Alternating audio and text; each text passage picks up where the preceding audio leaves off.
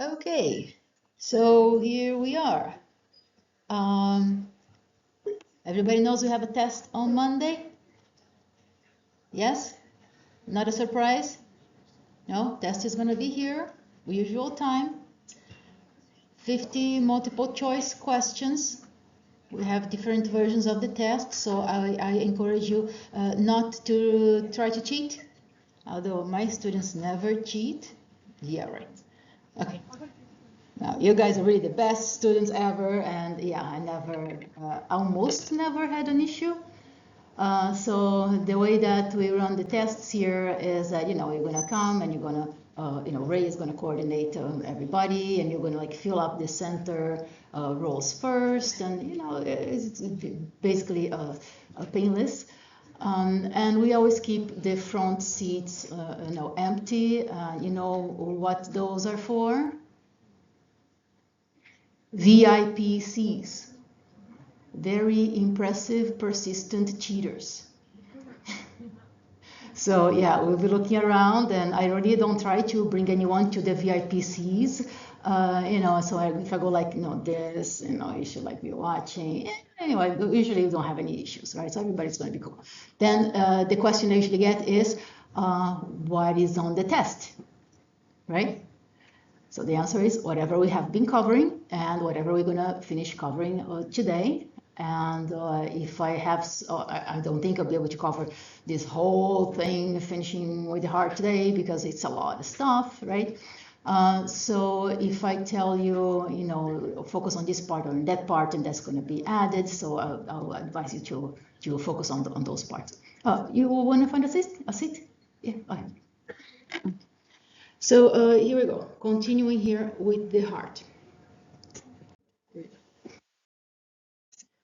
Okay, so we finished talking last time about the cardiac syncytium, right? So we know that we have the atria that is going to contract, like all the fibers in the atria part, they are communicating with each other via those gap junctions, and that always makes a good test question, right? So they contract as a syncytium, and then you're going to have no electrical communication at that time between the two atria and the ventricles, because you want to have coordinated pumping. You want the atria to pump at one time, and ventricles are relaxing at that time, and then when the atria is going to go relax, then the ventricles are going to pump. So you have pump, pump, pump, pump, right? So it has to be with that sequence, otherwise the heart stops doing its job, right? So when you look here at the overall picture of the heart, you're going to see there are some fibers that are strategically placed in a certain way. And remember, you have that insulation around across the area here that you're going to find your AV valves, right? And the insulation, most of it is like collagen, so you have electrical insulation from the atria to the ventricles, right? And we didn't really talk about the electrical signaling on the AV nodes and those pacemaker cells. That's going to be like next time. But here you keep in mind that after the signaling for contraction here, the action potential here that goes to the atria, you're going to have a delay in the action potential. Then you have specialized fibers that is going to bring the action potential all the way down to the apex of the heart. And which side is the apex again? Left side. Left side, yeah, usually. Okay. So that's another good test question, right? Oh, we'll have to watch this again and make sure I give you those test questions. All right. So here at the bottom of the apex of the heart, you're going to start having the distribution of that action potential for the ventricles, and you're going to start the contraction that is going to start here at the bottom of the heart and is going to irradiate like upwards. You're going to start from the bottom and push that contraction upwards because that's the direction that you want the blood to go through, right? You're going to push it out because the aorta opening is like right back there in the ventricle side, right? You're going to have a big artery right there. So you want to push it from the bottom of the heart. Okay. All right, so just talk about those coordinated contractions, right? And you should know that systole is when the thing is squeezing, diastole is when it relaxes. So you here is showing ventricular systole and diastole, and they are going to take turns. So when you are in ventricular systole, you are in atrial diastole, right? Ventricular systole, atrial diastole. Atrial systole, ventricular diastole. All right. That's quite simple. It's very intuitive, right? Okay. All right. So now we look at this monster. So we're going to dissect it and make it as simple as possible because it's really not complicated. But when you look at it, you can nearly have a heart attack. I love those puns with the heart lectures, right? So let's see what happens here. You look at this big thing here, and you're thinking, this has all of the events that are taking place in a full cardiac cycle. What kind of events? You have electrical events and you have mechanical events. What kind of events? Like pressures and volumes. Okay, so this is all you have to think about. You have electrical events. Those are very simple. That's your ECG or EKG out there. Simple stuff. And pressure is also very intuitive. You're going to look at ventricular pressure. You're going to look at atrial pressure. You're going to look at pressure of your aorta.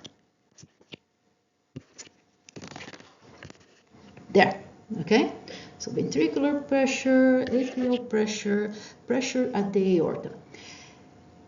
So here, how is it that the cycle works? You have atrial systole with ventricular diastole, right? Then you're going to have atrial diastole with ventricular systole, okay? And then you're going to have a bit of a quiet period, and then you start it all over. So I always like to give you that idea of how the heart is going with a kind of a musical background, right? So everybody knows the Queen, right? You know Freddie Mercury, Queen? Yes. And you know that song, you know, we will rock you? Yeah, so let's go for the syncytium of the classroom exercise, right? That's the heart. Now, you can use the desk. Yeah, clap, clap.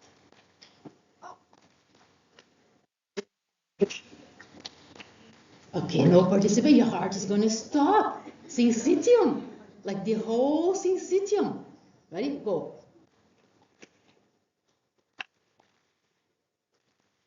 Let's put some epinephrine.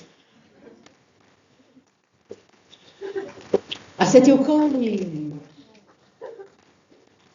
All right, so you had a bit of a sympathetic stimulation, parasympathetic slowing down.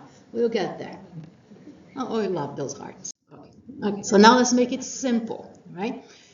Cardiac cycle. What are we looking at? What do you have to pay attention to? You are going to basically examine what is going to go on with the left ventricle, because that's the guy that is doing a lot of force and is pushing the heart to the system, okay? So here it starts to tell you, and I did you know what I mean, right? It's not piracy, it's just education. So, so what is happening here? We are going to start looking at all the stuff that is going on, but we're going to start looking at the time where the atria is filled up with blood. Okay, so when you look here at the starting pressure of the atria, you're really going to take into consideration how the blood got there. So it got there here. If you look at the right atrium, it got there from this system, from the systemic circulation. And we know that the pressure in the systemic circulation is kind of low, right? So the blood is going to dump there in both atria. So before all the valves are going to open, you're going to have this atria that is filling up with blood that is, passively coming back from the circulation. Okay? Okay. So what is happening here in the cardiac cycle? In the x-axis, you're going to look at time. Right? In the y-axis, you're going to look at the events that are happening, mechanical, there's like pressure, volume, and electrical. So that's going to be showing in your y-axis. So here in the x-axis, throughout the time, you're going to have everything that is happening in one cycle. So first, you're going to start with the atria that is filled up with blood, and it's going to start contracting. So right in the beginning here, you're going to have the signal from those pacemaker cells. They're going to tell the atria to contract as a syncytium, right? So the first thing that's going to happen here is signal from the cells, action potential. Remember everything about those action potentials, right? Okay. Action potential is going to fire here and it's going to contract the atria. That contraction is going to push some rest of the blood that didn't just drop into the ventricle, is going to push it to the ventricle. Okay. After that, you're going to start contracting the ventricle, right? So first, you're going to contract the ventricle. You're going to want to push the blood out, but at that time when you contract the ventricle, remember you have those AV valves that are there so that blood doesn't spill back into the atria, right? So when you start contracting the ventricle, the AV valves are going to close, right? So when they close and you're trying to contract but nothing is really happening because all the valves are closed, you're going to have this not change in volume, but yes, changing pressure. So you're putting pressure, but the volume is not changing because all the valves are closed, right? So that is what you call isovolumetric contraction, okay? So your contracting is not changing, and then your semilunar valves open. That is, you're going to be mainly focusing in the valve, in the tricuspid valve that is going to the aorta, right, the aortic valve. So when the valve opens, the blood is going to come out. So now you're going to have fast ejection of the blood out of the ventricle, okay? After this fast ejection of the blood, after the contraction, you still have blood coming out because of inertia, it just keeps on pushing, okay? So still blood coming out, so you have this reduced ejection time. So all this time, all this session over here is dealing with ventricular systole, okay? So here is atrial systole, here's a ventricular systole. Then what's going to happen? All the blood that's supposed to come out of there came out. You are going to have closure of the aortic valve, right? And then your ventricle is going to start to relax. At first, you have the valves, all the valves closed, so your ventricle is relaxing, but it's not changing volume. But then the pressure in the ventricle is going to become less than the pressure in the atria, so then those AV valves are going to open, right? So when the AV valves open, you are going to fill up, at first very quickly, you're going to fill up the ventricle by just because the blood drops there, like it goes through gravity, right? It just drops. And after a certain quick drop, then you're still going to have some slow drop of blood that is happening just by itself. So it goes like fast at first and slows down a little bit. And that's the delayed time that you have in your will rock you thing. Okay, so is valve, valve, fill, valve, valve, fill. Right? That's the whole thing with the cycle. And this is going to still keep on filling just before you get again your atrial contraction. Remember that all this filling here, you're going to get about 90% of the blood that fills the ventricle that's just going to drop from the atria to the ventricles. And then when you have your atrial contraction, that's when you're going to push that atrial kick that is going to give you about 10% of the blood that is going to get in there. So it's a quite simple thing, an intuitive thing to follow. All right, so now I'm dissecting what is happening and what are the things that you have to look for, right? So first thing here. First thing that's going to happen is your first stage of the cardiac cycle. You have 7 stages, okay? Different sources will give you different numbers of stages, but the idea is all the same. Right? So first thing that happens, you're going to have firing of action potential at the SA node. And you look at all these fibers here, that's going to send the electrical signal to certain areas here of your atria. And remember that all of those muscle cells, all of those fibers are communicating via those gap junctions, right? And they're held together by those hemidesmosomes, right? Very strong stitching, right? So here, when they get this signal to fire, they are going to fire. And when you have here this action potential at the SA node and start start a signal for contraction, this here, the action potential is the action potential of the whole syncytia is what you call your depolarizing signal.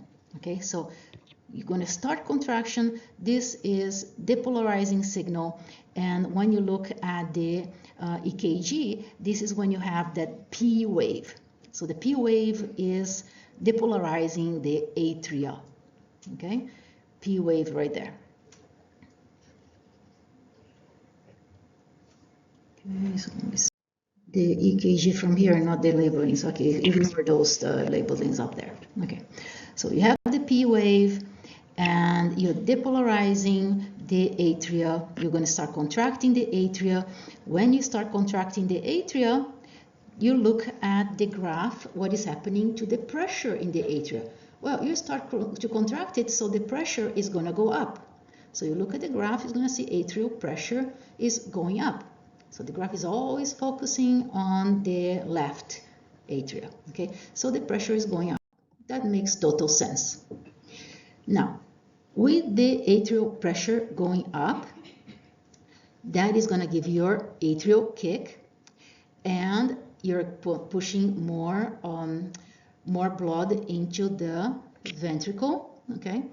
So if you look at the pressure at the ventricle, at first, yeah, you're getting more pressure because blood is just dropping in there, and then you have this increased pressure that is given by the atrial kick. Okay, so more atrial pressure increases the atrial pressure in your ventricle. Okay, and what is happening with the volume? The volume at your ventricle, it is going up. Okay, it is going up. Let me see here. This makes a lot of sense. Okay. All right, so what is going to happen now? You'll mention the P wave, that is the depolarization, right, of the atria. Now the blood dropped here. You push the blood to the ventricle, okay? So now you are going to have the beginning of the second stage of the cycle. Now you're going to depolarize the ventricles. So that's a big, massive thing that has to be depolarized all at once. So the signal for depolarization of the ventricle, the electrical signal, got to be something strong, okay?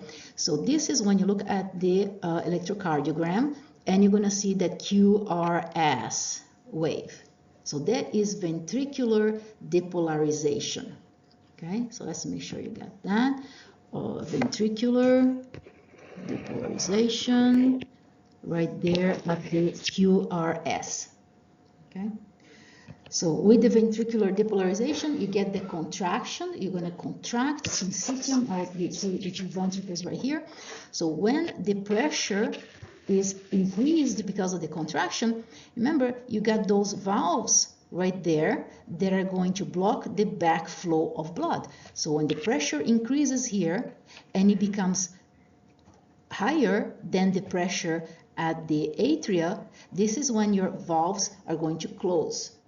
Okay, so as soon as you start contracting, your valves are going to close, and when the valves close, you hear a sound, right? That is your S1 sound right there. So this little sound wave right here, this is your first sound you to hear is the S1 sound, and that is because of closure of your AV valves.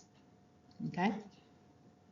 And that's always another good test question to come up with. What is the S1 sound? What does it mean when you hear the loop, right? It's like loop, loop, loop, loop. The loop is your AV valves closing. Okay. So when you look here at what is happening, these valves just closed. The other valves are also closed. So all of the valves are closed. Okay? Everything is closed. But the pressure is building. The pressure is building at your ventricle. So follow here, ventricular pressure in this light blue. Okay, so the pressure is going to start to build right here, which is right after your QRS. They're just following each other over here. Okay, at the 0.1 second. Pressure builds very, very quickly in the ventricles. So very quickly, the pressure in the ventricle is going to surpass the pressure of the atria. That is right here. Okay, this other brown line right here, graph. When it surpasses, right at the point where it goes over the level for the atria, so here is where you have the closure of the valves. Okay, this here is your S1 sound, right at that point over here. All right, so everybody's cool with that? Yeah, okay. So what is happening here? You had a maximum volume and the ventricle started to pump.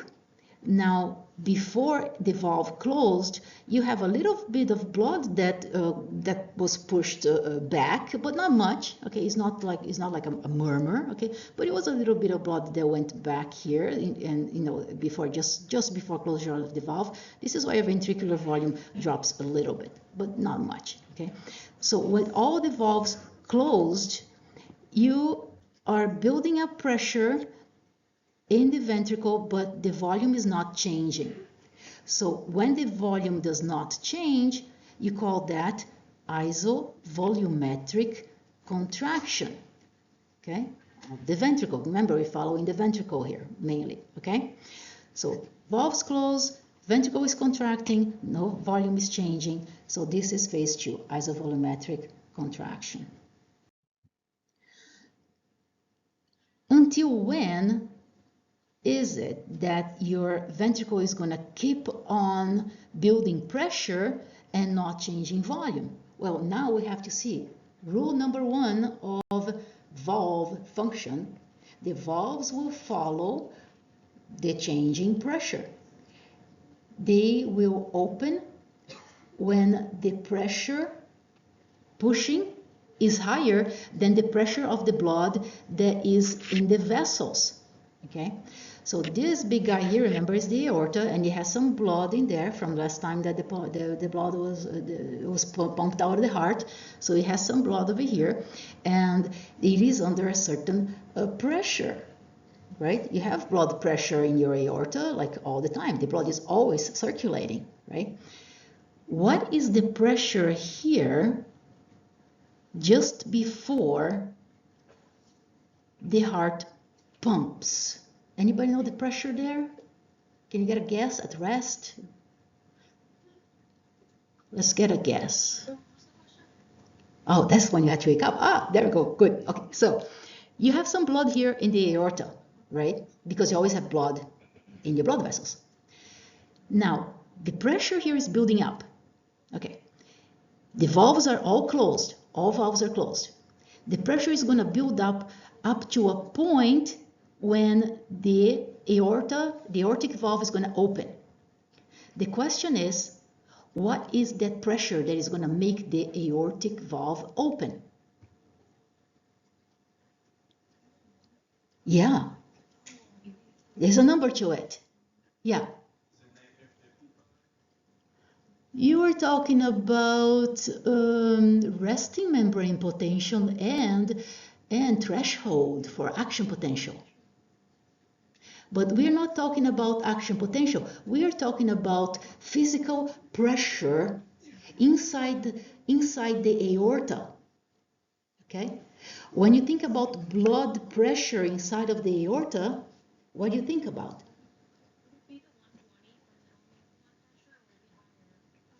That is a great guess. So this is when you have to put whatever is in the book and you're reading and you're going, what the hell is that? To what is happening in real life, right? First thing that you do when you go to the doctor is to do what to a patient? Yes, check the blood pressure. So what is the blood pressure? 80, yes. Everybody got that? The bottom part of your blood pressure just before the heart pumps is 80. Okay, so your heart has to pump and the push has to go above 80 in order for the valve to open. Otherwise, the valve is not going to open, right? So here, at this level over here, you can say this blood pressure right there is around 80. 80 what? Millimeters of mercury. Bless you. That's 80. So now the heart is pumping, is gonna push over that pressure, is gonna pass the aortic pressure, and it's gonna push the blood to the aorta. Okay? Now the valves will open. All right. So let's see here. Here is what is happening with your left atrial pressure. Okay, it goes that way. Do I want to focus on the atrial pressure? Okay, so you got what is happening with the ventricle, right? You have ventricle, as soon as it passes 80, the valve is going to open.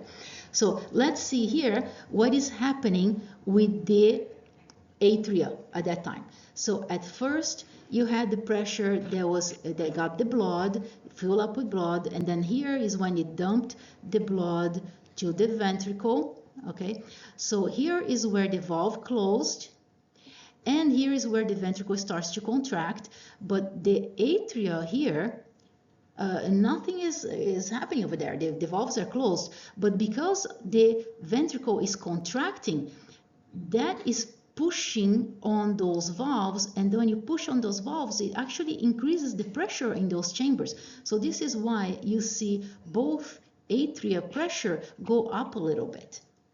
Okay, you see the little budging here of the pressure because the valves are pushing back, and that's putting pressure on those two chambers. Okay. Okay.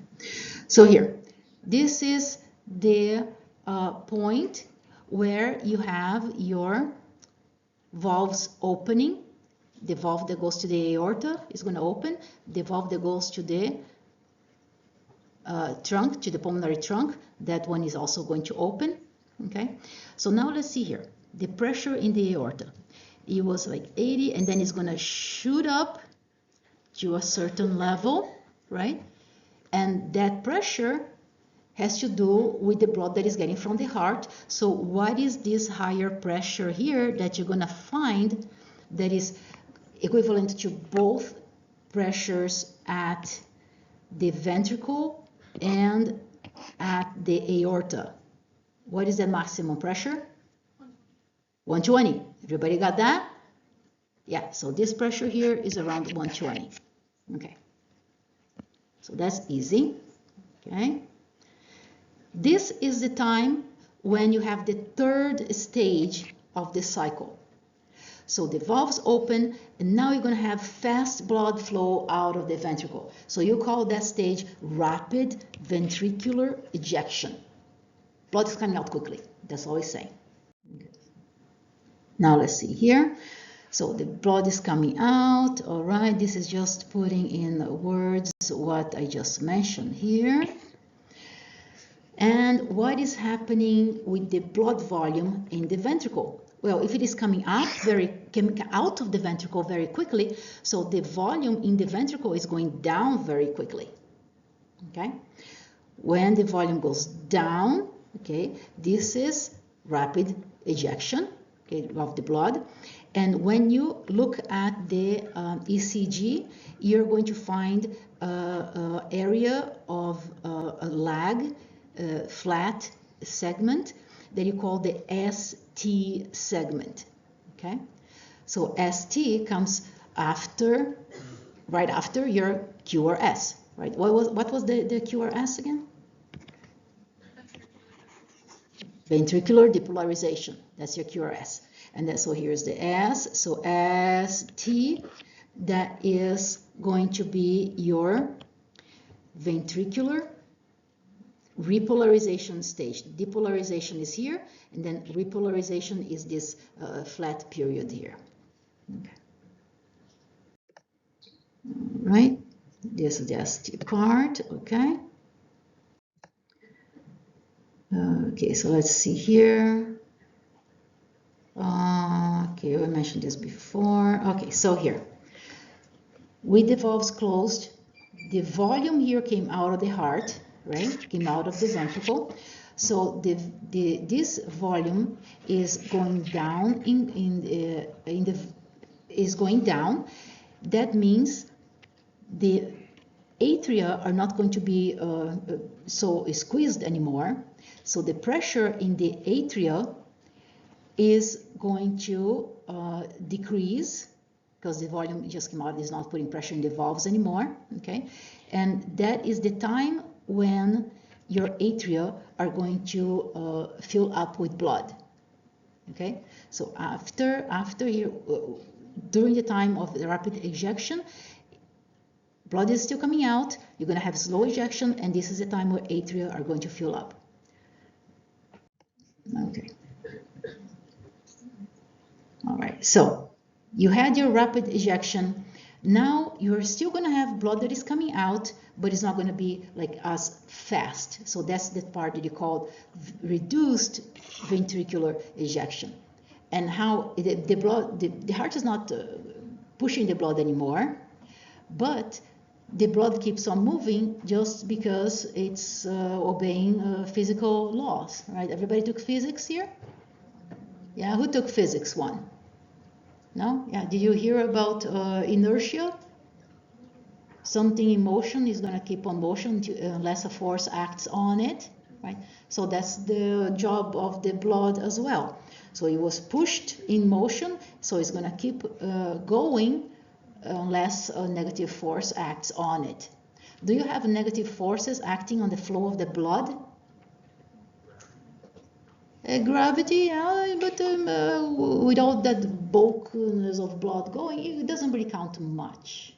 You have a lot of inertia of the blood moving it. What is a negative force that would be acting on the flow of that blood from, like, yeah?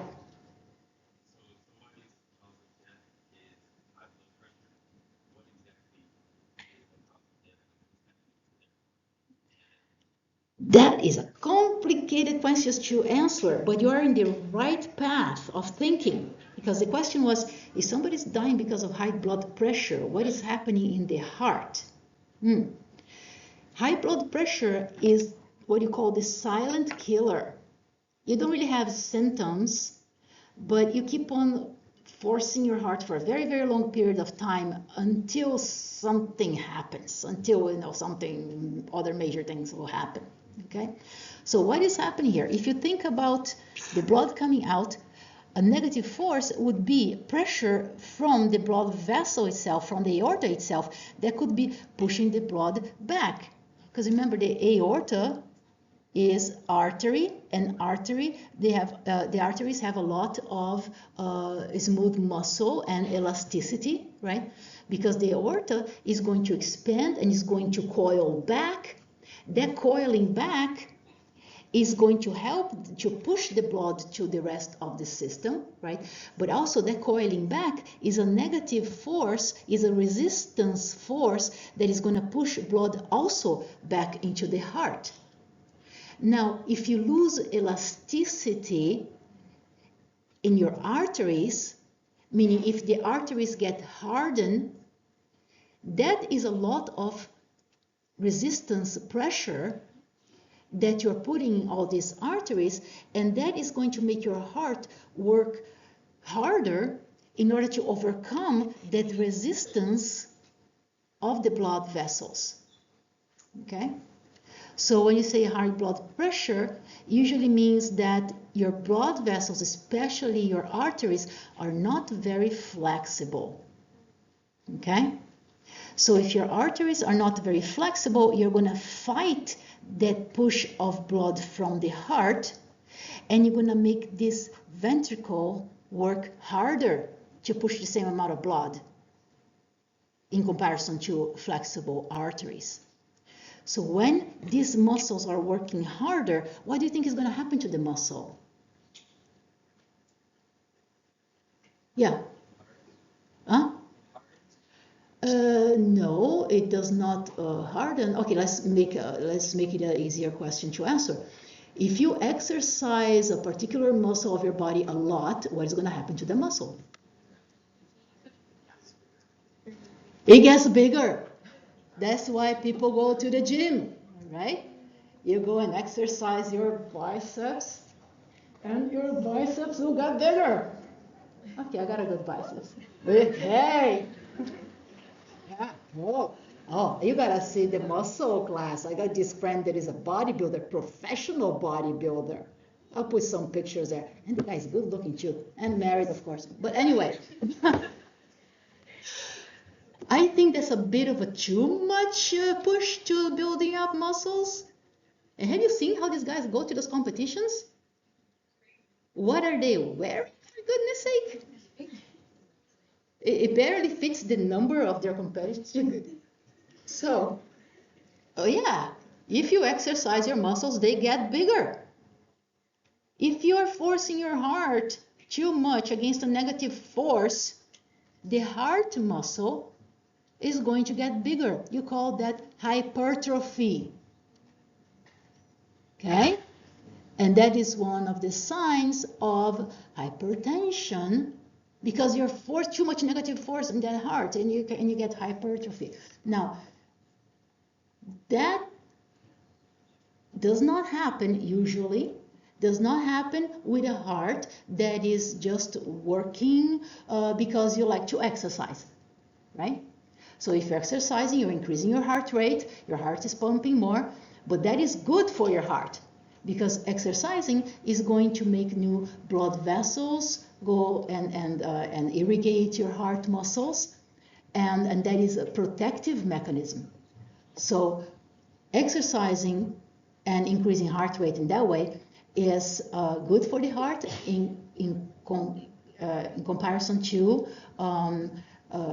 forcing of the heart because of resistance due to atherosclerosis. That's totally different. That's like pathologic. Okay. All right. So here, what's happening here? We are here still pushing the blood out because of inertia, right? And then you are going to have, at that time, after the ventricle contracted, you're going to have relaxation here. You're already having relaxation, and you're going to have repolarization of the ventricles. This is the time when your sodium-potassium pump is reestablishing the resting potential of the membranes of your heart cells. Okay, so hopefully that sounds very familiar, right? Remember the sodium-potassium pump? Pushing how many sodiums out? 3 and 2 potassiums in, right? So that's how you get your negative value for your resting membrane potential of your heart muscles. All right. When you get repolarization, you get a little electrical signal in your EKG, and that is called the T wave right there, right? So repolarization of the ventricle, you're going to get the T wave. All right. Then you're going to have this lag period, and you have here your filling up of your atria, and then here you're going to have your depolarization of the atria again, right? Okay, now look at this. Here you see ventricle depolarization, ventricle repolarization. Now here you see atria depolarization. Where is atria repolarization? Yeah, you don't see it because it is at the same time as you have QRS signal. So you don't see the depolarization of the atria, but you know it's happening. It's just at the same time, and the electrical signal of the ventricle overtakes, you know, it makes it not quite visible. Okay? All right. So here, what is happening here with the pressure at the aorta? Okay, as soon as you have here your this is what reduced ejection. First you have increased blood pressure, and then you have decreased blood pressure at the aorta, right? So you're receiving a lot of blood, and then the blood is going away from the aorta, so the pressure is going down as well. Okay. Okay, so that's pretty much intuitive. Let me see. Atria collecting blood. Okay, so ventricular diastole. Okay, we did that. Left ventricular pressure. All right, this is very much intuitive. Okay, so what is going to happen here? When your pressure in the ventricle, because the blood keeps on going out, right? When the pressure in the ventricle, because of all the blood that went out, the pressure is going to go down. Now remember, the aorta received all that pressure of 120, and the aorta is going to have the elasticity of pushing the blood to the rest of the body, but at the same time, the blood is going to be pushed back, trying to fall back into the heart. When this blood pressure reaches the same blood pressure as what is left in the heart, that's when your aortic valve is going to close. So what is that low pressure of the heart again? 80, right? So at 80, now your aortic valve closes. So here, you have pressure in the aorta that goes up and then goes down. Then when it reaches 80, you are going to close that valve, okay? Once you close the valve, the aorta is still having the elasticity of squeezing the blood somewhere, right? But here is squeezing the blood is falling back in the ventricle, and then here it closes, right?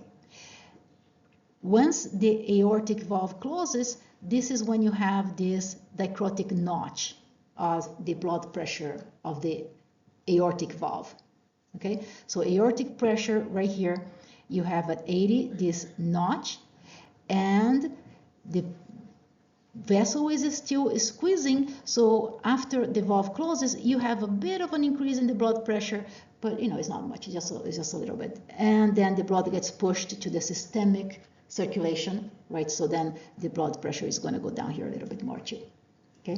So it's like 120, 80, a bit more than 80, still kind of back to 80. So this inflection point here at the aortic pressure is what you call the dicrotic notch. When the aortic valve closes, this is when you get your S2 sound right there.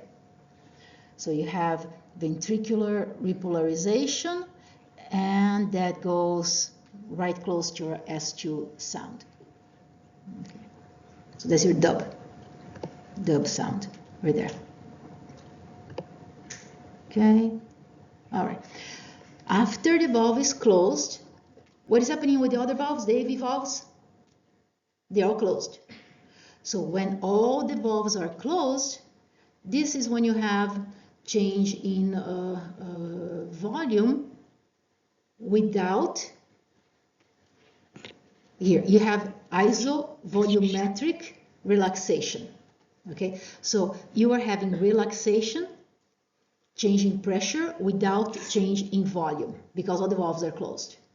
Okay, so this is a fifth stage right here.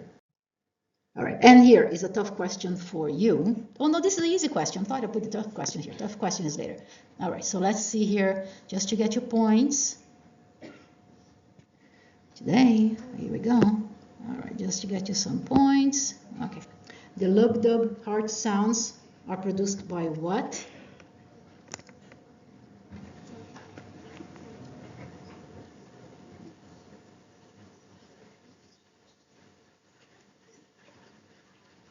Okay, so let's go quickly. First you have the AV valves, and then you have your aortic valves or your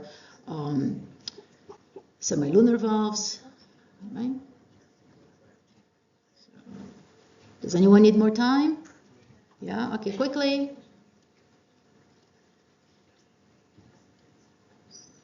Okay, 5 seconds.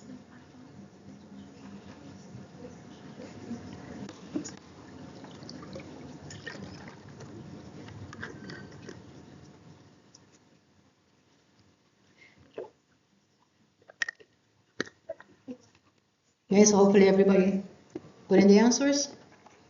Yes, everybody good? Okay, what is your answer? C.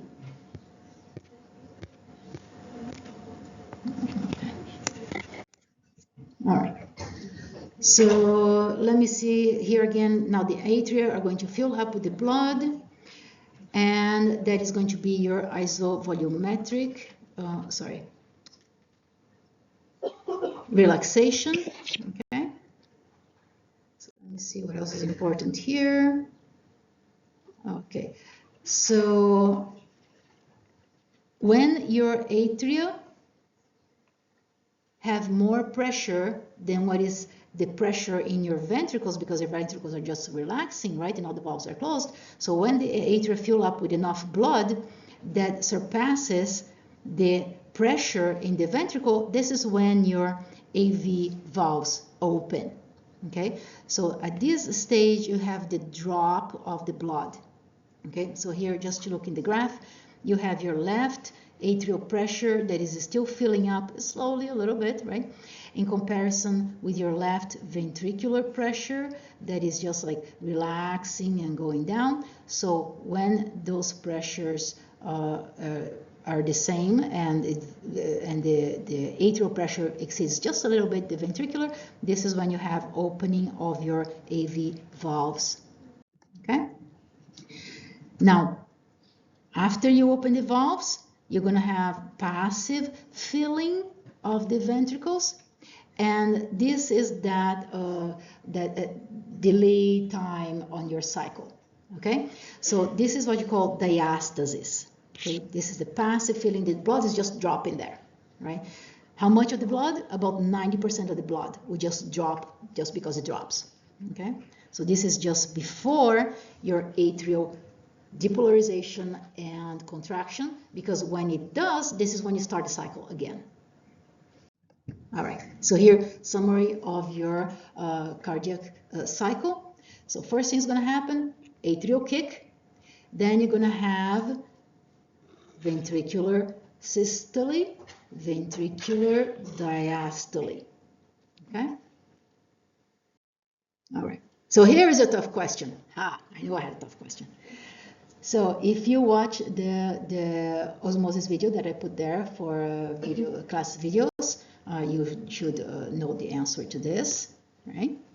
So this is asking, which of the following corresponds to the isovolumetric ventricular relaxation? So now you have to think. Ventricular relaxation. Isovolumetric means all the valves are closed. The ventricle is going to relax after it had contracted. So you start looking at the graph, and trying to figure out where that is. Okay, so here, this here is something to do with ventricular pressure, and this is like increasing pressure, decreasing pressure. So this has to do ventricular contraction. Okay, now after the heart contracts, it's going to relax, and the time that you're going to have isovolumetric is when all the valves are closed. So all the valves are closed over here, all the valves are closed over there. This is all the valves closed before the ventricle contracts. This is all the valves closed after the ventricle contracts. So what is going on here?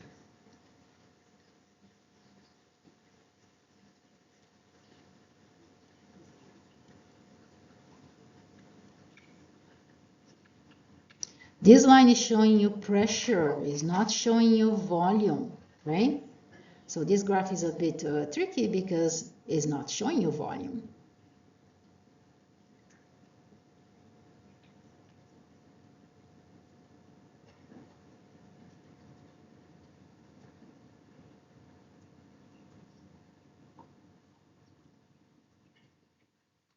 So remember, after all the valves are closed and the heart is relaxing, then you're going to start filling up the heart, but not quite increasing the pressure. So if you're filling up the heart, that means your volume is going to change. And that's a big clue for what is the correct answer. So everybody who is answering D, shift to something else.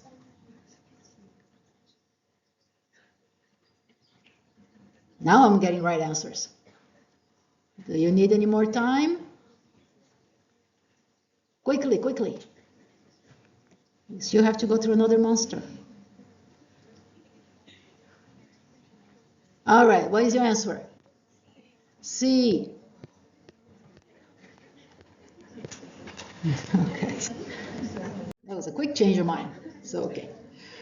All right, so here is a little summary of what is happening, okay? Now you have to think about something else, because when you think about heart pumping, we tend to, I don't know why, our brain kind of plays a trick in our heads. Think like, okay, all the blood is getting pumped out. Oh, no, when you say the blood is getting pumped out of the ventricles, somehow our brains are thinking, all the blood is getting pumped out. That's not what is happening. You're always going to have some residual blood left in there. Your heart is never going to be totally empty. Okay, no empty hearts, ever. Okay? If you're alive. Okay. All right, so what is happening here? Okay. Look at this. At the end of the diastole, right? When your ventricle is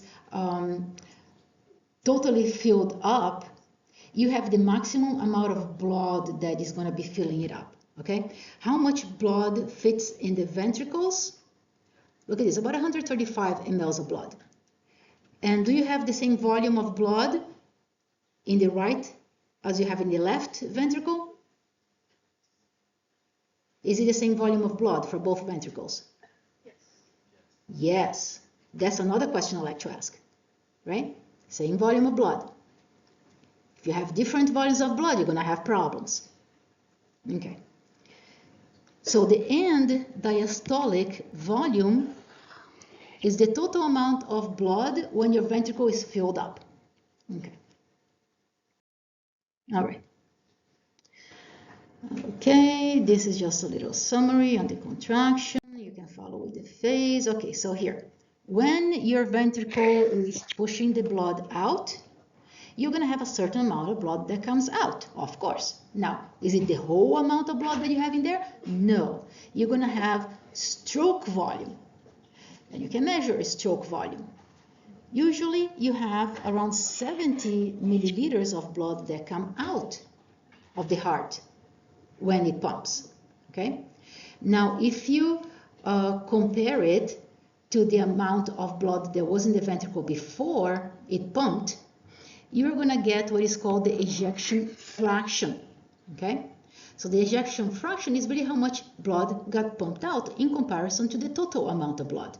So here you have stroke volume over total volume when it was filled up. That will give you the ejection fraction, which totally makes sense, right? So if you're sitting down just watching, just listening to the lecture, your heart is pumping out around 50% of its volume. Okay? 54% ejection fraction. Now, if you start exercising, now the situation is going to be different. Now your heart needs to pump more blood out because you need more blood to reach your tissues. So a vigorous exercise, you're at the gym, on the treadmill, running, you can get up to 90% of your ejection, of your total blood that is being pumped. Okay, so here your ejection fraction can go really, really up a lot. Now, if your heart is not working well, then you have less ejection fraction. Then there's a problem with your heart, right? So diseased heart is not going to work as well, of course. All right.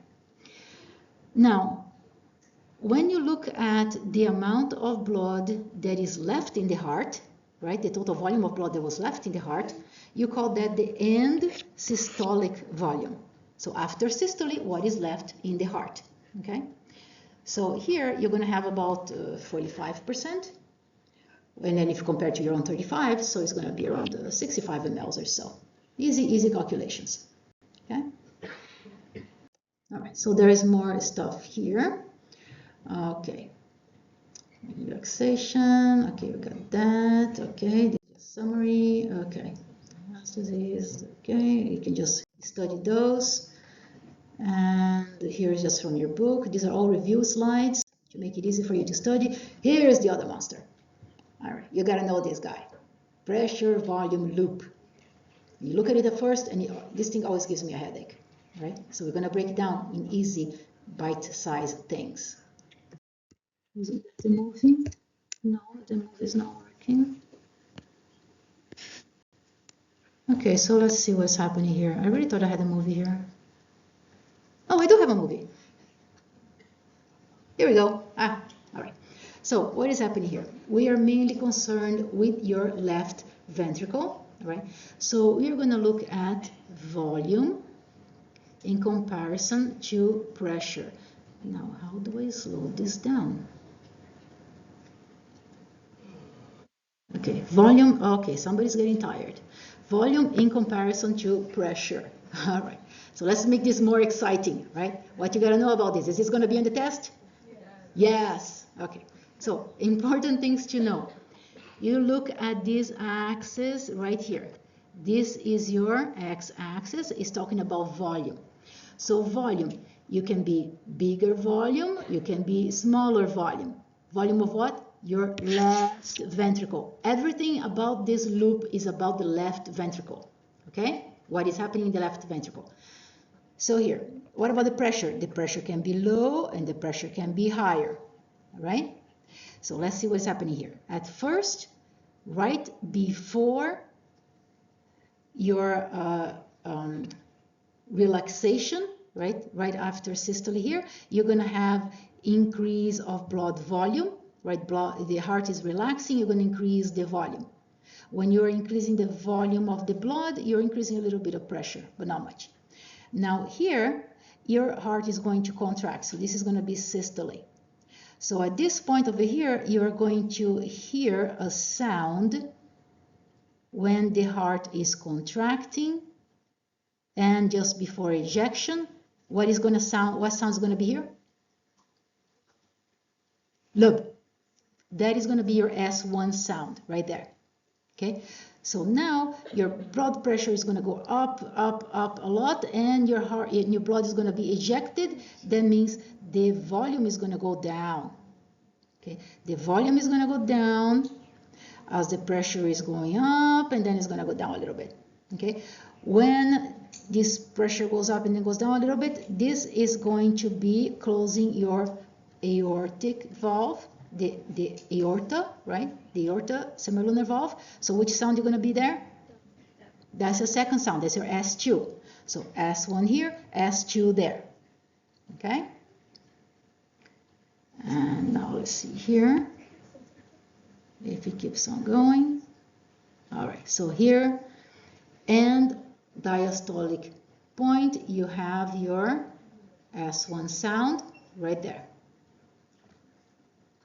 Come on, today. Okay, valves close. That's it. Now you're going to have increasing pressure. Come on. All right, S1 sound, but this thing is going slow now. Okay. Your left ventricle is filled up. This is when you get your end diastolic volume right there. Okay. And let me see here. Now now you're going to have your systole. This is when your pressure goes up. Okay, pressure goes up. And you're going to open the semilunar valve. Okay, so this pressure going up without changing volume. Volume is the same here. This is your isovolumetric contraction, right? Okay, so here is still low. Let's see when you're going to have your open right there. When it reaches about 75 or 80, right? So they put 75, somebody has a bit lower blood pressure, okay? Diastolic blood pressure. So now you are going to, it happens every time, you are going to open a aortic valve. You're going to eject the blood. That means your volume is going to go down. Your pressure reached all the way up here, which is like 120, right? Over here. And here we go. 120 should come up right there at the ejection phase. Okay, the movie is taking a long time now. Come on, next stage. All right, so here, 120 up there. And this is your systolic blood pressure. Systolic blood pressure, diastolic blood pressure, okay? If you subtract them, you're going to get something that is called your pulse pressure. This is another good class question, right? What is your pulse pressure? If you have the higher blood pressure minus the lower blood pressure. Okay. All right, so here your AV valves close and you're going to have your S2 sound right there. So S1 over here, S2 over there. That's your end systolic point, right? So now you're going to have the diastole here. Residual volume is the volume that is left in the heart. Here is showing you a residual volume, okay? What is the stroke volume? Is what you started with to what got there as residual volume, okay? You take that difference, that is going to be your stroke volume right there. Maximum volume that was in the ventricle minus the residual volume.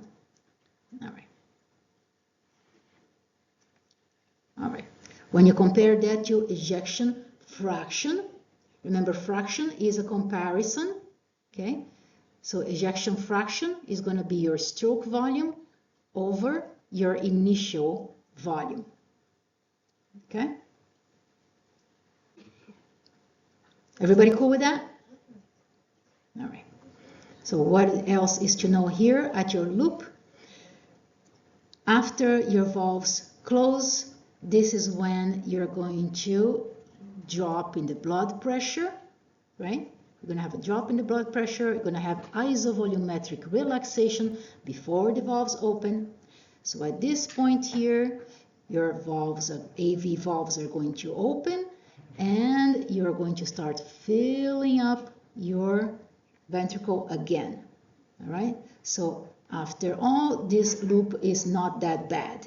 Okay, it's just following things that are happening at your left ventricle. Okay, so was it dissected enough? Does it look simple now? Yeah, okay. So there's your relaxation period. So let's see here. I just put snapshots of the loop here so that you can study easily and follow what's going on. Okay, and I did put like examples of everything that I just talked about here. Simple terms, but you do have to take a look. All right, so here in written words, what is end systolic volume, end diastolic volume, ejection fraction, and things that are easy to calculate. Okay, well, everybody's getting nervous. Okay, I still have 5 minutes. All right, so here, what happens if the blood volumes are not the same from left and right ventricular outputs? Okay, so if you have here the right ventricle that is pushing more volume of blood in relation to your left ventricle. So now what's going to happen? You're pushing blood into the lungs. You're oxygenating the blood. Not enough blood is coming here to your left side, okay? Because let's say your heart here is hypertrophied. So the volume here in your left ventricle, it got squeezed. Okay, so you have more volume in the right side, and not all the volume gets back to the heart. That means what happens to the blood that didn't get back to the heart?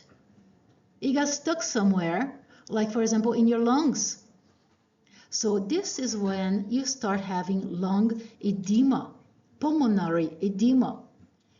That is life-threatening because you can drown in your own fluids. Okay, that's kind of scary.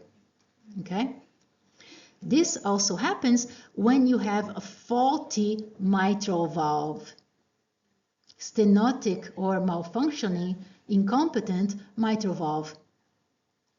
Okay, that can cause pulmonary edema. Figure out why. All right, let's say now that you have the opposite issue here. Now let's say that you have more output from your okay, let me see here. From your left ventricle, and not as much that can get back on the right ventricle. So here you're pushing all this blood to the rest of the body, and not a lot can go back here to the left side, to the right side of the heart.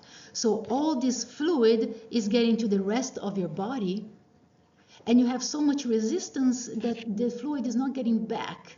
So what is happening to the fluid? It's getting stuck in the rest of your body. You're going to have swelling, especially of the legs. This is why when older people go to the doctor, first thing the doctor does is to press on the leg to see if you have a little indentation. That's indication of edema, right? That means a problem with the circulation, most likely a heart problem or some atherosclerosis or something like that. Now, another situation that you find this type of issue of fluid accumulation, especially in the legs, is when you have so much pressure in your veins that you're blocking your return blood from the vena cava. And women will go through that when you go through pregnancy. I mean, imagine what's happening there. You have this huge baby pushing all your organs around, and wait until the baby gets to be, the fetus is about 5 months or so, and they start to play soccer, and they're pushing and kicking your stomach like a soccer ball. It's like, ugh. Imagine it's also kicking on your blood vessels, right? So you don't have as much blood return, and you get a lot of edema in your legs. So what you should do if you're pregnant, you put your legs up, you help your blood to circulate, right? Yeah, it happens. You recover eventually. All right, so here. Other things that are important for you to know. Normal heart rate is about, 75. I thought it was about 60. Okay, so let's say 60, okay? 75 is kind of 60 beats per minute or so, okay? If you have less than that, then you have a slow heart rate. We call that bradycardia. Now, if your heart rate goes up more than 100, you call that tachycardia. Okay, so those terms are always good to know. Okay, all right. Another term that is good to know here is the cardiac output. Okay, as we looked at ejection fraction, volume, residual, and the question is, what is your cardiac output? Basically, is your volume system stroke volume, okay, stroke volume times your heart rate. That's going to give your cardiac output. So cardiac output is per minute. And look at this. In average resting, you have about 5 liters of blood per minute as a cardiac output. That means the entire volume of blood in your body goes through your heart every minute when you are at rest. Isn't that cool? That is cool. All right. If you're exercising, look at this, 35 liters a minute. It's like how many times your blood volume, total blood volume?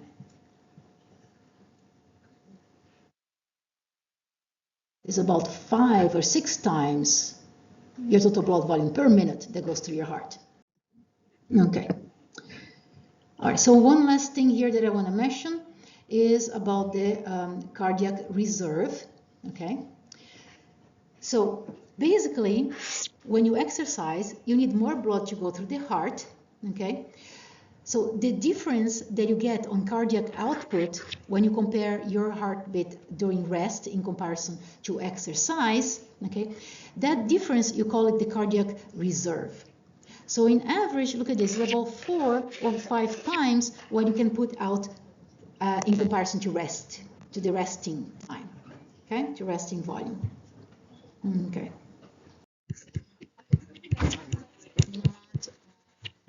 Exam 1.